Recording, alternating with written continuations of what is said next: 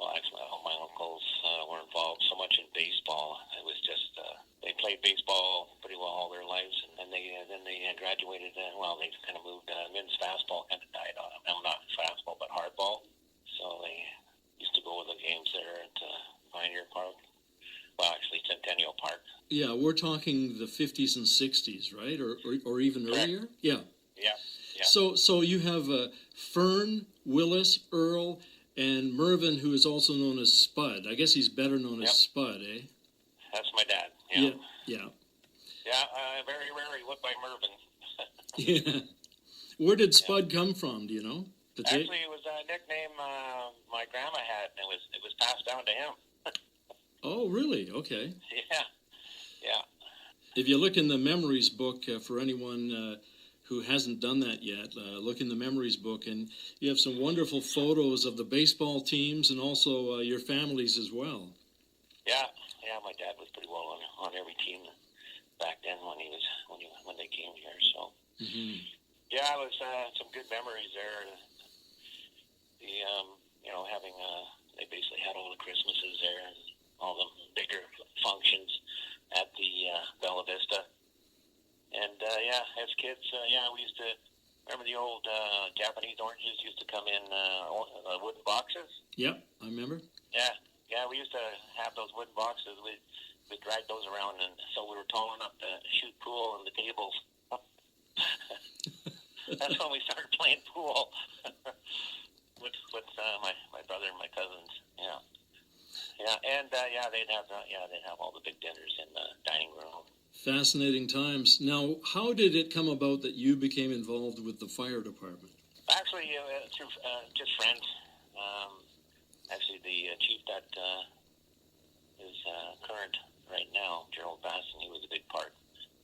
Him and Mike Price, they were good friends.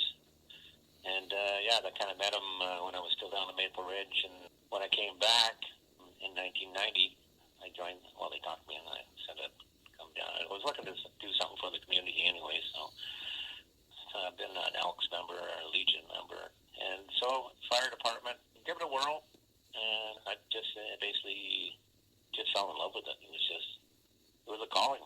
That's the only way I can look at it. And basically learned fast that I had to go back to school. I spent a lot of time at the through the Justice Institute of BC trying to get all my credentials and whatnot. But it was 1990. Well, actually 90, and by 94. Well, I think it was 93. It was 92. I think I became captain. Things moved quickly back then because of the turnover. It was a small department. Became captain, and then there was a shuffling where the current chief, Harry Basson, he was going full time over at Chilliwack. So we had a meeting with the officers and whatnot. I said I would try it for a year, and basically 24 years later, I was still there. I was still working as an assistant fire chief right now, that capacity right now. Just still carrying a pager. I'm having a hard time letting it go. Yeah, it's a habit. Yeah. Yeah, well, it's a lifestyle. Yes.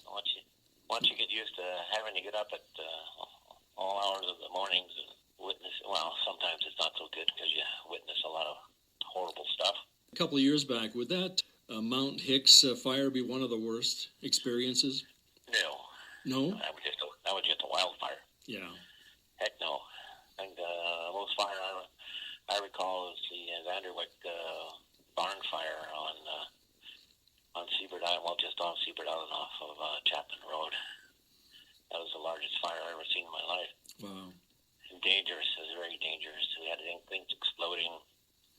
I saw a fireball shoot 30 feet in the air about the size of my arm, straight up. It was an acetylene tank that exploded. Mm-hmm. And if that was lying down and exploded and that would have cut our firefighter right in half. Wow. It was crazy. We had major. They had a